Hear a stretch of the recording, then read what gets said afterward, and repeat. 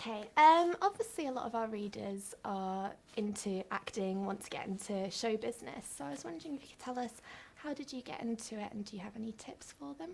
I think we got into it pretty much the same way. Yeah. It both started with music, I think. Mine was, I always do music. It's like a huge part of my life, and I do singing and piano. And I did singing classes part-time, which then I joined the acting classes in the same school. I approached the agency, and then they got me my first job, which was Oliver in the West End, the opening cast. And since then, it's just been more auditions and things. But carry on. Sorry. With me, I started because I did a lot of plays at school, like musical theatre and stuff. And one of the teachers at my school used to work in the West End. Right. And so she approached my mum and said, here's a number to a local agency if you want it.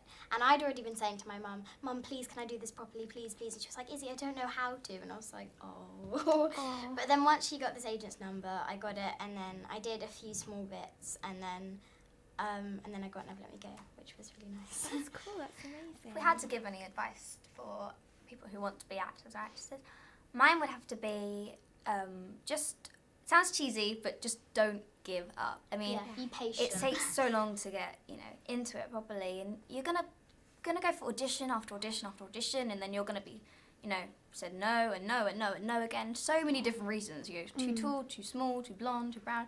So many different reasons. But I mean, if you love it enough and you want to do it that bad, then you have to just carry on going. Definitely. I mean, the rejection rate is probably higher than the acceptance rate, if I'm honest. I mean, I went for way more auditions before I got Never Let Me Go. Same. But then I was always told that I was too small or didn't look blonde. right. It's not all about acting, it's about how you look as well, and that's a really major part. It is. Yeah. So, Obviously you're both still at school, so what do all your friends think of your new acting career? well, my friends, I think they quite like it, because they're always like, are you going for an audition? And I'll be like, maybe. And they're like, can I help you learn your lines? And I think they quite like it because it's not something that they're not a part of, but it's just something they don't really know much about. And so they quite like me talking about it with them. So they quite like asking me questions and stuff. Yeah. So I think they quite like that aspect of it. It's kind of different for me, though, I think, because, I mean, a lot of my friends, I go to a all-girls academic school, and so a lot of my friends are quite focused on academics, and they like to get involved, but I don't think they want to have too much to do with it. But when I need them, they're so there for me. I mean, they don't talk about it to me on like a regular basis because they know that they talk to me about work. It's not really, hyperactive Ella replying. It's just like the professional Ella replying, and I think they kind of see that in me. Yeah. So they help when they can. I have this one friend who is just obsessed with helping me learn my lines and things. So, I mean, they're really great, and they collect work when we're away, and they're just really supportive. Yeah, they're so supportive. It's basically just being a laugh.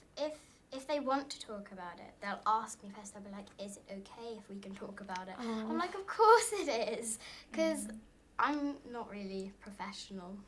No, I'm professional, but I don't have I'm not kind of like a split personality. I'm kind of the same all the time. Yeah. I think it's a lot harder for people in my school, though, because, I mean, I have to ask for tutoring with a lot of my friends when I'm away as well. So they're perfectly happy to give me, help and lessons and things. But I also have, teachers who really understand as well what I want to do. Yeah. And then a lot of them take it seriously, which I think is good, because, how are you meant to catch up on work if they don't really take you seriously? Yeah, definitely. Definitely. And how has life changed since you got cast in Never Let Me Go? A lot has changed. Not much. Appearance. I was watching the film back a few weeks ago, and gosh, we look so different. We look a lot younger. I mean, it's only been a year, but we look a lot younger, and Izzy's grown, and it's just been great. And I mean, I've got parts since Never Let Me Go as well, and I think, believe it or not, it's managed to mature me.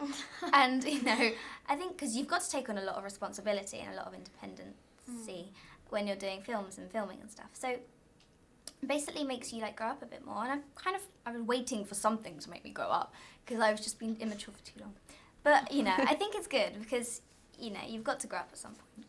Yeah, I think life hasn't changed apart from the point that I probably get more auditions because I've been trusted for the role, Mm. and that probably makes a difference. But I think I probably have become more mature, like Ella said, but my life hasn't really changed, if you know what I mean. You know, we're still Izzy and Ella.